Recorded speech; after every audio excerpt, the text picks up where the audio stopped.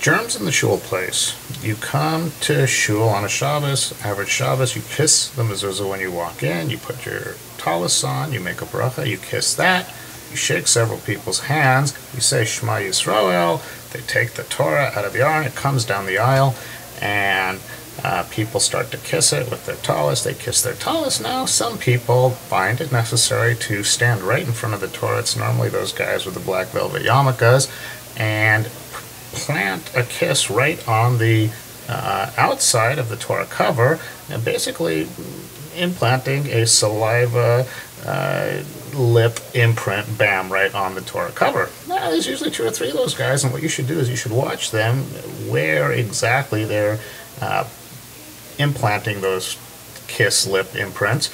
And when the Torah gets to you and you take your tallis, you should avoid those spots. Just a little tip. Now, let's say it's your week to get an aliyah. So you get called up to the Torah, and before you make a bracha, you take your tallis, you kiss the Torah. After you're done, you do it again, you're kissing it twice. Now, we know that the reason we use our tallis to kiss the Torah is because there's chachamim, the wise and the rabbis, made a decree that we shouldn't touch the Torah with our hands. The Torah is matame your yadayim, it makes your hands unclean. Religiously charged issue, the reasons for which are a little complicated, but we normally don't kiss animal skins. Okay, I don't want to go there because this is one of those, like I said, religiously charged issues, and we're just going to avoid it. So you finish your aliyah, everyone wants to give you yasher koach, congratulations, you're walking down the aisle, yasher koach, and you come to the guy, and usually there's a couple of these guys in every shul who takes his hand out of his pocket and transfers his wadded up white Kleenex into his left hand, and there's nothing to do, you're coming down the aisle, yasher koach, gotcha.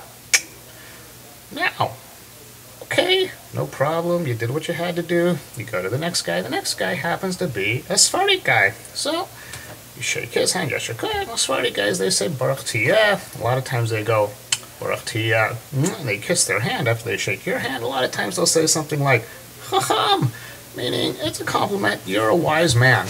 Okay, great, I'm a wise man, and you're thinking, I'm a chacham, but I shook mucus man's hand, then I shook your hand, and you kissed your own hand. So chacham me, but chacham you? Don't think so. Well then, because you learn a little Gemara, you do a little bit of cause and effect and cause, regression analysis. What just happened here? I'm Ravi, I got called up the Torah 4th. What happened to Shlishi? Well, he came down the aisle, he shook mucus man's hand, then he shook Sephardic man's hand, then Sephardic man kissed his hand.